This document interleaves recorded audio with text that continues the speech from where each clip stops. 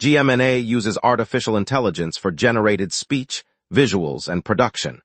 AI-generated content may contain errors. Please verify important information before making decisions or taking action.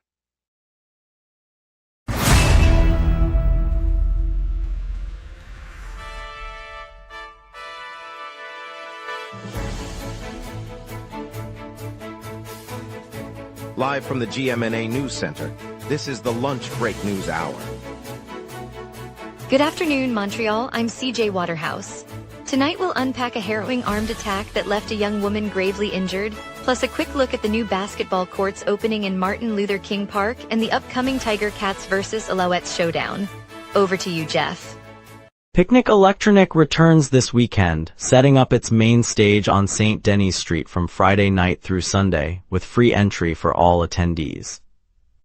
The festival highlights include electronic duo Caribou, local act Le Dayen, and surprise guest performances, each set scheduled on the central lawn beside the food trucks. Organizers emphasize sustainability, providing reusable cups at each bar, compostable plates for vendors, and a bike parking area accommodating up to 50 cyclists daily. Picnic Electronic runs nightly on St. Denis Street through August, featuring local and international DJs, and with plenty of music ahead, lots to get to. Let's begin. Good morning, Montreal. Police say a young woman was found gravely wounded after an armed assault on Bleury Street, near Concord Street in downtown Montreal on July 26. Emergency responders arrived at the scene shortly after reports of gunfire, and transported the victim to a local hospital, where she remains in critical condition. City officials confirmed that the street is a major pedestrian thoroughfare, and that security cameras in the vicinity captured portions of the incident. The Sûreté du Québec has deployed resources to the downtown sector. Officers secured the area and are conducting a homicide investigation.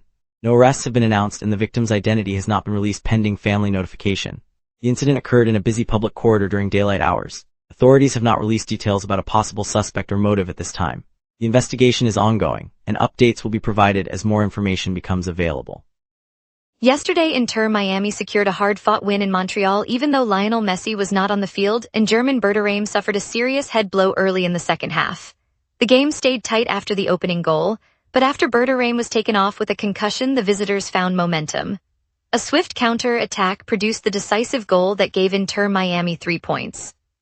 Medical staff confirmed Berterame's concussion but said he will follow the league's protocol before returning. Fans in the stands cheered the comeback, waving scarves as the final whistle sounded. The result adds another victory to the club's season tally despite the setbacks on the night. The match attracted a lively crowd, with spectators filling the stands and creating an electric atmosphere that lifted the team despite the adversity they faced. Scientists announced early this morning that a melanoma-type transmissible cancer has been found in brown bullhead catfish inhabiting Lake Memphremagog, the lake that straddles the Quebec-Vermont border. The disease manifests as skin tumors, and laboratory sampling revealed that roughly 1/3 of the captured fish displayed these growths. Researchers emphasize that this represents the first recorded instance of a naturally occurring transmissible cancer in any fish species, a phenomenon previously documented only in mammals and a few marine invertebrates. The team, based at joint Quebec and U.S. institutions, is now conducting genetic analysis to determine how the cancer spreads between individuals. Officials from both provinces have been notified and will monitor the lake's ecosystem closely, while anglers are advised to handle caught catfish with caution until further guidance is issued. After more than 3 years of bargaining deadlock, Quebec's paramedical workforce secured a principal collective agreement with the provincial government today. The deal ends a period that began in 2023 when the sector lost its contract, leaving nurses, EMTs, and allied staff without a formal bargaining framework. Officials said the agreement lays out baseline wages, staffing ratios, and overtime rules, though final details will be hammered out in subsequent negotiations. Government representatives highlighted the need to stabilize emergency services and ensure consistent care across the province. Union leaders welcomed the breakthrough, noting that a stable agreement will help retain staff and improve response times. Both sides agreed to move quickly toward a full contract, aiming to finalize terms before the start of the next fiscal cycle. The agreement is expected to be ratified by the Provincial Labor Board within weeks. Earlier today, 2 Bromont residents uncovered a 150-year-old time capsule while working on a local development project. Rock Royer and David Thuriault reported the find near the town's historic center, where the container is believed to have been buried around 1876. The discovery has sparked quiet curiosity among neighbors, though the pair have chosen to keep the capsule's contents under wraps for the time being. Local officials said they will coordinate with heritage experts to assess the artifact's significance, but no public exhibition has been scheduled yet. The find adds a rare glimpse into the town's 19th-century life, reminding residents that the area's roots run deep beneath modern streets. Authorities plan to document the capsule's condition before deciding on any further steps. The town council will convene next week to discuss preservation options, and historians are eager to learn what everyday objects might be inside. Coming up, we'll tour the brand new basketball courts in Martin Luther King Park and see how families are already shooting hoops. We will be right back. Watch the local sunset tonight at 6 p.m. for all your local Montreal news. Welcome back, everyone. Let's dive into today's headlines, then I'll turn it over to Jeff Laflem for our local stories. The freshly painted courts at Martin Luther King Park opened Saturday evening, thanks to the nonprofit Buckets and Borders. The organization, which travels across Canada restoring outdoor basketball surfaces, completed the renovation with help from a range of sponsors. The new layout features fresh asphalt, vibrant markings, and upgraded lighting, turning the neighborhood hub into a safer, more inviting place for pickup games. Local residents said the improvements will encourage more families to gather after school and give teens a constructive outlet for energy. City officials noted that the project aligns with broader efforts to boost community confidence through sport. The effort was funded by local sponsors, including a hardware store that provided paint. Bright blues and oranges were chosen to echo the neighborhood's energy. The game featured local players and newcomers. Yesterday, the Festival Ludique de Montreal turned the Quartier Latin into a bustling playground for board game lovers. Over 3 days, organizers from Quebec's growing tabletop scene invited the public to try dozens of fresh titles, from strategy classics to fast-paced party games. Attendance swelled as families, students, and casual gamers gathered on the streets, swapping stories and discovering new ways to spend an evening without screens. Industry officials say the surge in curiosity is fueling rapid expansion across the province, turning hobby shops into thriving businesses and spawning new design studios. The open-air format let anyone pause a stroll for a quick match, highlighting how the pastime is weaving itself into everyday leisure. With the festival now wrapped up, the buzz suggests the board game boom is only just beginning for local players. The Hamilton Tiger Cats are set to face the Montreal Alouettes today at Percival Molson Stadium. Kickoff is slated for early afternoon, giving local fans another chance to see the rivalry that opened the CFL season nearly 2 months ago. Quarterback Tree Ford, who led Hamilton's offense in that opening match, will be back under center, while the Alouettes will look to exact revenge on home turf. Ticket holders can expect the usual Friday night atmosphere, with food trucks lining the campus and a marching band leading the pre-game walkout. Both clubs have been fine-tuning their rosters since the season's start, and coaches say today's contest will test the adjustments made over the past weeks. The game will be broadcast locally, and the stadium's capacity crowd is expected to fill the stands once again. On July 24, the Quebec Forest Fire Protection Agency deployed 3 water bomber aircraft to British Columbia, joining the province's frontline battle against rapidly spreading wildfires.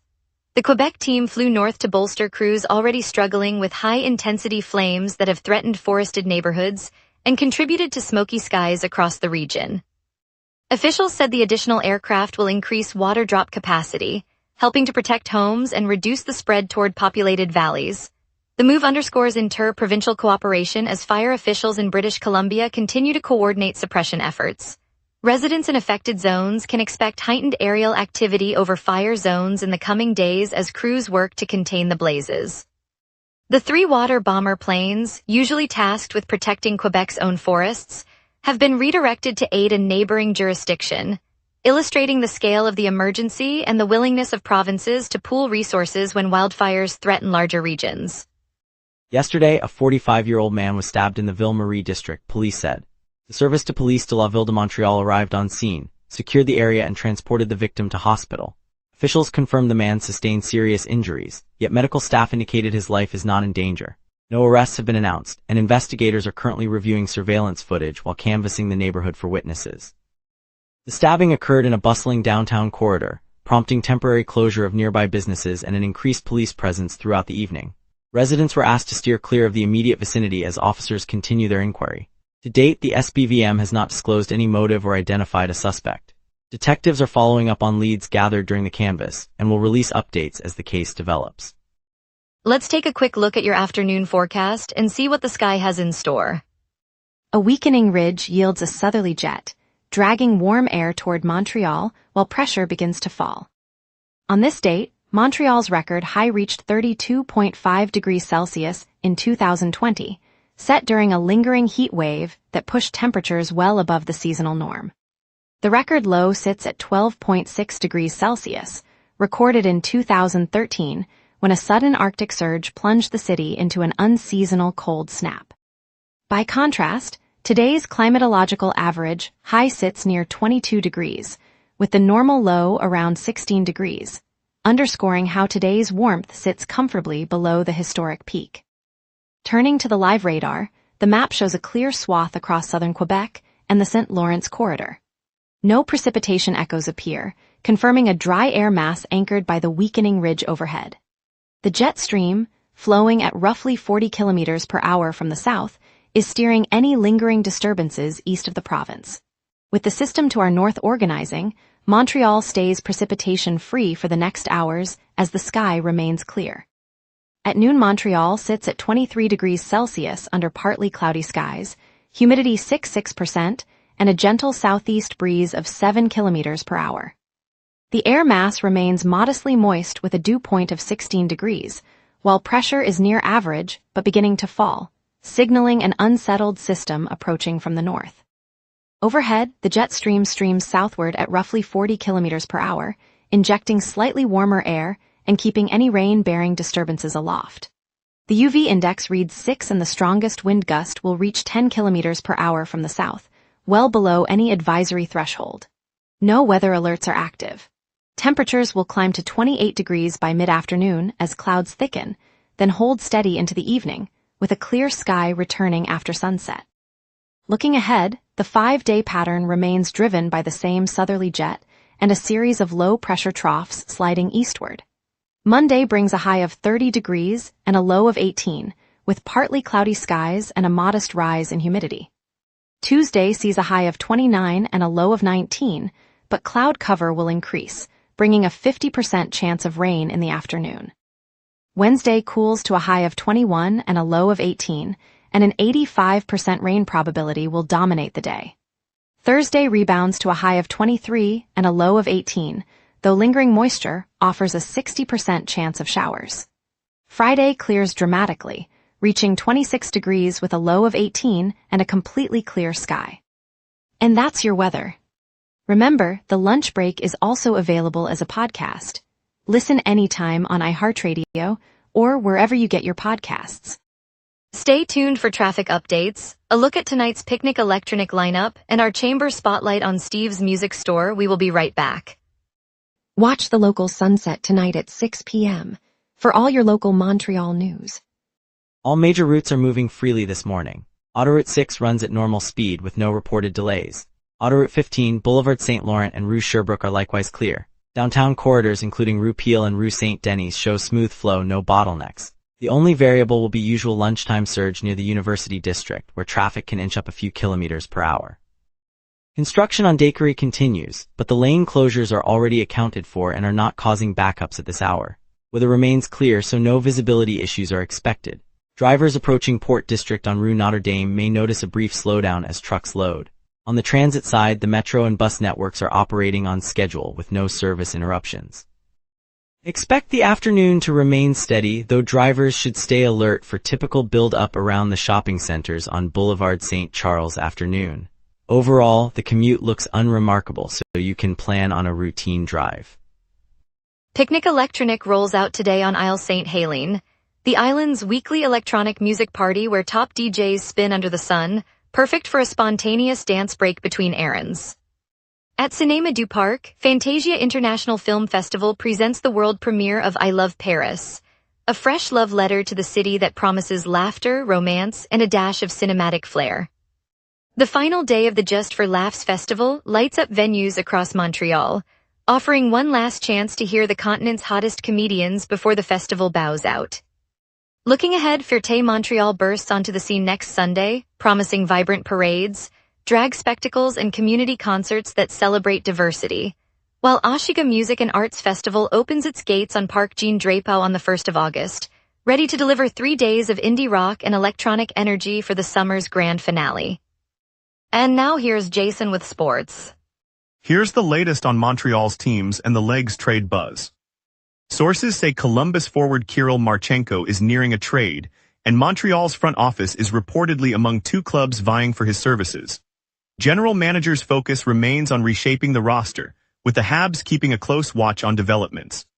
Inter Miami secured a narrow 1-0 win over CF Montreal at Stade Saputo on Saturday, despite the absence of stars Lionel Messi and Rodrigo de Paul. A decisive penalty by Suarez provided the difference, leaving Montreal supporters disappointed but hopeful for the next fixture. Inter Miami forward Berterame was forced to leave the Saturday match versus CF Montreal in an ambulance after sustaining an injury.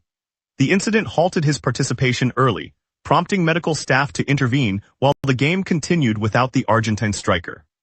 Steve's Music Store on St. Catherine Street in downtown Montreal has been a fixture for 61 years, and today we learn its doors are closing for good. Founded in the year 1965, the family-run shop let budding guitarists, drummers and violinists try instruments before they bought, turning a simple retail space into a community rehearsal room. Faced with rising rents and the surge of online retailers, the owners announced the final closure this month, ending an era for the city's music scene. Neighbors worry the loss will silence the spontaneous jam sessions that once spilled onto the street. For generations of Montreal musicians, Steve's was more than a shop, it was the place we first found our sound. And later, we'll share the charming tale of Bromont residents who uncovered a 150-year-old time capsule, a true slice of history. Coming up tonight at 6, the local sunset. Your neighborhood, your city, your news. From city hall decisions to the stories happening right on your street, we cover what matters most to Montrealers. Join us tonight at 6 p.m. on GMna for the local sunset, Montreal's evening newscast. The city is set to launch a 12-kilometer protected bike lane corridor this Saturday, a key piece of Montreal's new network that promises greener, faster commutes for thousands of cyclists. We're on the corner of St. Laurent and Rue St. Viateur where the work is underway. Carl Dumont is there. Carl Dumont. Thanks CJ Waterhouse. The camera pans across the bustling corner of St. Laurent and Rue St. Viateur, where a sea of bright helmets glints under the late summer sun. Construction crews are pulling down the last orange barriers, while volunteers line a wooden table with ribbons and a microphone. Mayor Valerie Plante and Councillor Marie-Claude Bibeau stand beside a freshly painted sign that reads Green Mobility Corridor. A brass band rehearses a quick march, the notes drifting over cafes spilling onto the sidewalk. The city will officially open a 12-kilometer protected bike lane network today, linking the Plateau, Mile End and Verdun, and organizers expect up to 5,000 cyclists to ride the first stretch. Officials say the corridor aims to shave 15% off car traffic within 5 years, offering a faster, greener commute for thousands of residents. For commuters who trade rush hour gridlock for a breath of fresh air, this corridor could change daily life. Carl Dumont, virtually at St. Laurent and St. Viateur. In the heart of the plateau, just outside the St. Laurent station, a small crowd gathers around a table strewn with sketches and coffee cups.